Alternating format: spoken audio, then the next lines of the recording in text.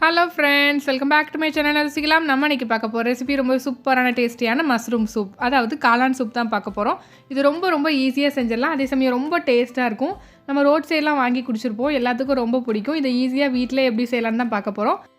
நம்ம சேனலில் soup varieties தான் பார்த்துட்ருக்கோம். இது வரைக்கும் 5 சூப் பார்த்துருக்கோம். இது 6வது சூப். நீங்கள் டயட்டில் இருக்கீங்க, வெயிட் லாஸ் பண்ணணும் ஆசைப்பட்றீங்க அப்படின்னா அந்த சூப்லாம் ட்ரை பண்ணி பாருங்கள். கண்டிப்பாக உங்களுக்கு ரொம்ப ஹெல்ப்ஃபுல்லாக இருக்கும். வாங்க இப்போ இதை எப்படி செய்யலாம் பார்க்கலாம். அதுக்கு முன்னாடி நம்ம சேனலில் இப்போ தான் நீங்கள் ஃபஸ்ட் டைம் பார்க்குறீங்கன்னா அப்போ மறக்காமல் சப்ஸ்கிரைப் பண்ணி பக்கத்தில் உள்ள பெல் ஐக்கானை கிளிக் பண்ணி அதில் ஆளுங்கிற பட்டனையும் கிளிக் பண்ணி வச்சுக்கோங்க. இப்போ வாங்க நம்ம எப்படி செய்யலான்னு பார்க்கலாம். முதல்ல காளானை இந்த மாதிரி நல்லா நீளமாக கட் பண்ணி எடுத்துக்கோங்க. சப்போஸ் உங்களுக்கு இதை விட குட்டியாக கட் பண்ணணும் அப்படின்னா கூட கட் பண்ணி எடுத்துக்கலாம். இப்போ இதில் ஒரு பாட்டில் தண்ணி, அதாவது கிட்டத்தட்ட 1 லிட்டர் தண்ணி ஊற்றிட்டு இதை க்ளோஸ் பண்ணி மீடியம் ஃப்ளேமில் வச்சு இது நல்லா வேகிற வரைக்கும் குக் பண்ணி எடுத்துக்கலாம். ஒரு 5 நிமிஷம் குக் பண்ணால் போதும், காளான் சீக்கிரமாக வெந்துடும். பாருங்கள், இப்போ நல்லா வெந்து வந்துருச்சு. நான் எடுத்து காமிக்கிறேன் பாருங்கள். அந்த காளானை பார்க்கும்போதே உங்களுக்கு தெரியும் நல்லா வெந்துருச்சு அப்படின்னு. இப்போ இதை இன்னொரு பாத்திரத்துக்கு மாற்றி வச்சுக்கலாம். இது தனியாக இருக்கட்டும். இப்போ இன்னொரு கடாயில் கொஞ்சமாக பட்டர் சேர்த்து நல்லா உருக்கிக்கோங்க.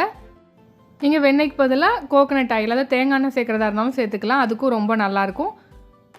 இப்போ நல்லா பட்டர் உருகிடுச்சு. இதில் ஒரு கை அளவு நல்ல பொடியாக நறுக்கின பூண்டு சேர்த்துக்கிட்டேன். கிட்டத்தட்ட ஒரு 10 பல் பூண்டை பொடியாக நறுக்கி எடுத்துக்கிட்டேன்.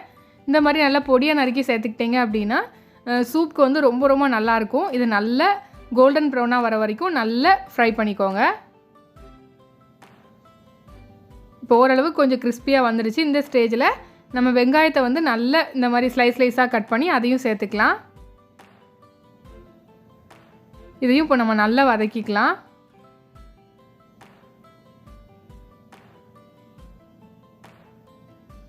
அந்த பட்டரோடு சேர்ந்து ரெண்டும் வேகும்போது ரொம்ப சூப்பரான ஒரு ஸ்மெல் இருக்கும். அதே சமயம் டேஸ்ட்டும் ரொம்ப நல்லாயிருக்கும்.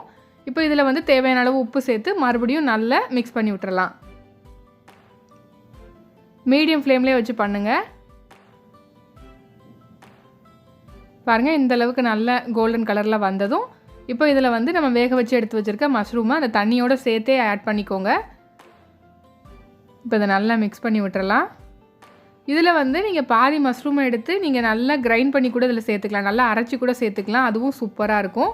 நான் இன்றைக்கி கொஞ்சமாக சோள மாவு சேர்த்துக்க போகிறேன். உங்களுக்கு இந்த சோள மாவு சேர்க்க விருப்பம் இல்லை அப்படின்னா அதுக்கு பதிலாக ராகி மாவு கூட சேர்த்துக்கலாம், அதுக்கும் ரொம்ப சூப்பராக இருக்கும்.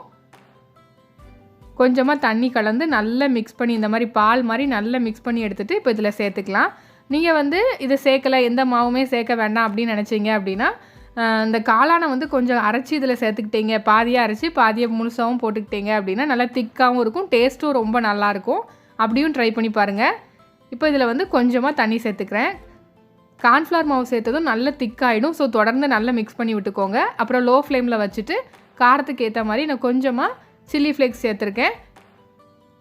அதுக்கப்புறம் கொஞ்சமாக மிளகுத்தூள் சேர்த்துக்கிட்டேன். உங்களுக்கு எந்த அளவுக்கு சேர்க்கணுமோ அந்த அளவுக்கு காரத்துக்கு தகுந்த மாதிரி சேர்த்துக்கோங்க.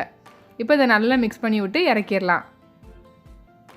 அவ்வளோதான், பாருங்கள், ரொம்பவே சூப்பரான டேஸ்டான மஷ்ரூம் சூப் ரெடி ஆகிட்டு. இதுக்கு மேலே கொஞ்சமாக கொத்தமல்லி இலை தூவிக்கோங்க. மொத்தத்தில் ஒரு 10லேருந்து 15 நிமிஷம் தான் ஆகும். நீங்கள் இந்த சூப் செஞ்சு முடிச்சிடலாம். ரொம்ப ஈஸி, அதே சமயம் ரொம்ப டேஸ்ட்டாக இருக்கும். பாருங்கள் எவ்வளோ திக்காக சூப்பராக அப்படியே இருக்குது அப்படின்னு பாருங்கள். சூப்பரான சுவையான மஷ்ரூம் சூப் ரெடி. இப்போ இதை நம்ம சர்விங் பவுலுக்கு மாற்றிடலாம். நீங்கள் டயட்டில் இருக்கீங்க, உங்களுக்கு வெயிட் குறைய மாட்டேக்கு அப்படின்னா இதை நைட்டு ஃபுட்டாக நீங்கள் இந்த சூப் வகைகளை எடுத்துகிட்டு வந்தீங்கன்னா ரொம்ப சூப்பராக வெயிட் குறையும். கண்டிப்பாக ட்ரை பண்ணி பாருங்கள். அதுவே நீங்கள் கிட்ஸ் கொடுக்குறதுனா மிட் மார்னிங் ஸ்நாக்காக கூட இதை கொடுக்கலாம், ரொம்ப நல்லாயிருக்கும். இந்த சூப்பரான ரெசிபி உங்களுக்கு பிடிச்சிருந்துச்சுன்னா லைக் பண்ணி ஷேர் பண்ணி கமெண்ட் பண்ணிக்கோங்க. இதே மாதிரி இன்னொரு இன்ட்ரெஸ்டிங்கான ரெசிபியோடு உங்களை மீட் பண்ணுறேன். Thank you friends.